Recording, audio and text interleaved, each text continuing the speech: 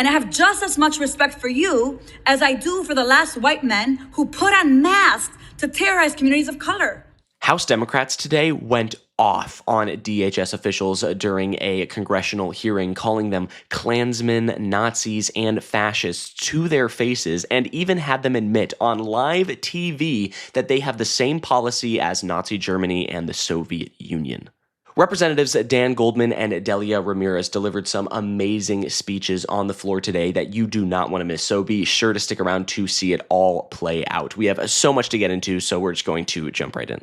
Here we have Representative Dan Goldman hounding ICE Director Todd Lyons, and he got him to admit a shocking reality.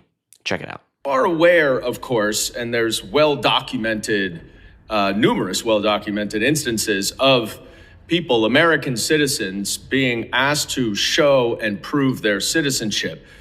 Do you know what other regimes in the 20th century required similar proof of citizenship? Yes, sir. What? Sir, there was various nefarious regimes that did that. Is Nazi Germany one? Yes. Goldman got the director of ICE to admit that ICE is akin to Nazi Germany. I mean, he talked him into a corner here, right? It's so clear, and that the actions that ICE has taken are undeniable. They're indisputable. We've all seen them with our own eyes, right? There's cameras everywhere. We all have cell phones recording, right? We know that this stuff is happening. ICE agents are forcing citizens and non-citizens alike to show their papers, and if they don't, they get detained and thrown in jail and deported or moved to God knows where, which, yeah, does sound a little reminiscent of things happening in the 30s and 40s in Germany. Like, that's straightforward Gestapo shit, and yet ICE Director Todd Lyons defends their actions over and over again after being forced to admit that they are acting like the Gestapo. The rest of the clip is just, it's gnarly, right? Just take a look. You said in your opening statement that references to ICE as the Gestapo or the secret police encourages threats against ICE agents. 100%. The problem is you have it backwards, sir. People are simply making valid observations about your tactics, which are un-American and outright fascist. If you don't want to be called a fascist regime or secret police, then stop acting like one. Yeah, I mean, no notes. Goldman put Lyons in his place here, and it is genuinely it's such a great moment, right? It's important to call out these people wherever possible because they have to admit that they are akin to Nazi Germany, right? Their actions are the same. It's not even a question anymore. Goldman also walks Lyons into a corner here in regards to ICE asking random people for their citizenship, right? Because Lyons has always been, preaching the idea. It's like, well, no, we've only been going through investigations, and ICE only does things when it's a part of an investigation. But Goldman's like, well, actually, no, right? So check this out. It's awesome. The men and women of ICE, deportation officers, special agents, we conduct targeted intelligence-driven operation. We don't walk around on the streets asking people about their American citizenship. Really?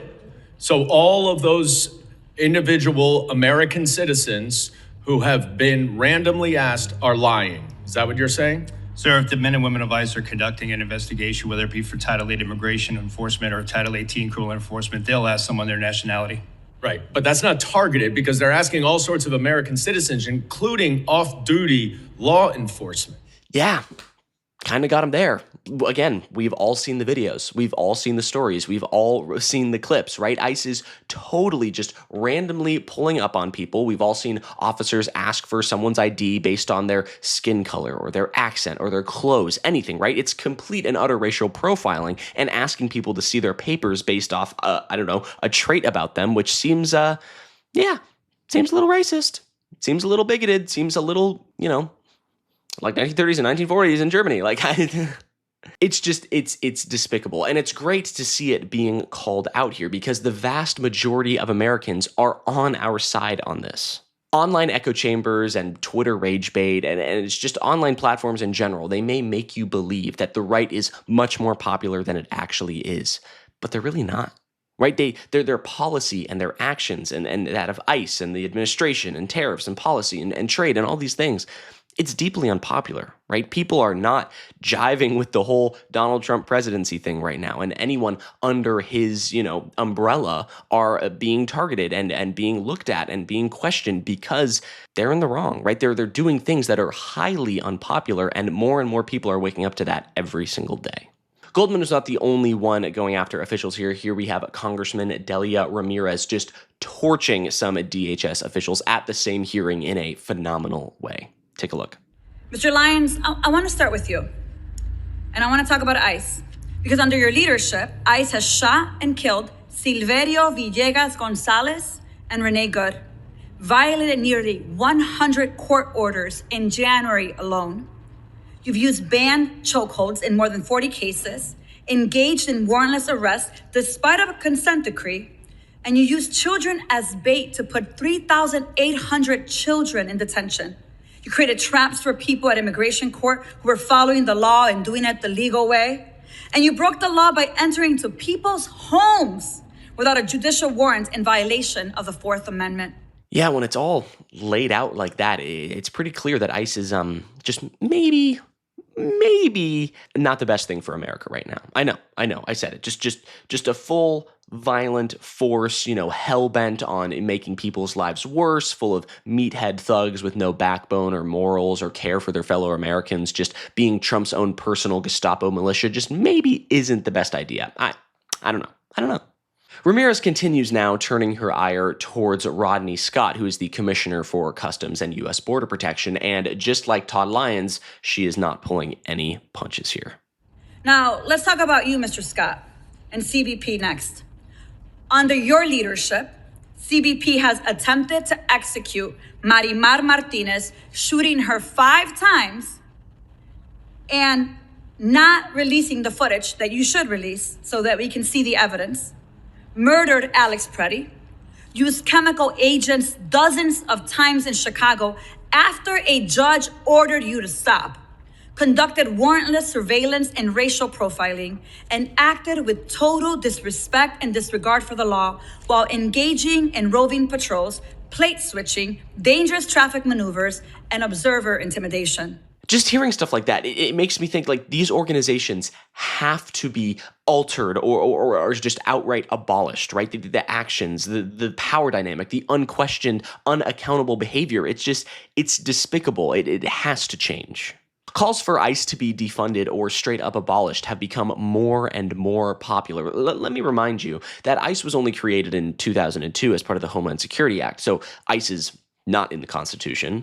It's not a branch of government. They're supposed to be enforcing border security, but the only border anywhere near Minneapolis is the Canadian border, and I really don't think that's the one they're worried about. So clearly, we all know this is a federal force, being utilized by the president for his own personal gain and a power dynamic, so that he has more control over the American population. It's very clear, and yet ICE is not found anywhere in the Constitution. It's not a thing that's part of the American spirit. They in fact are kind of antithetical to the whole thing in general. So yeah, maybe we should look at changing it or getting rid of it altogether.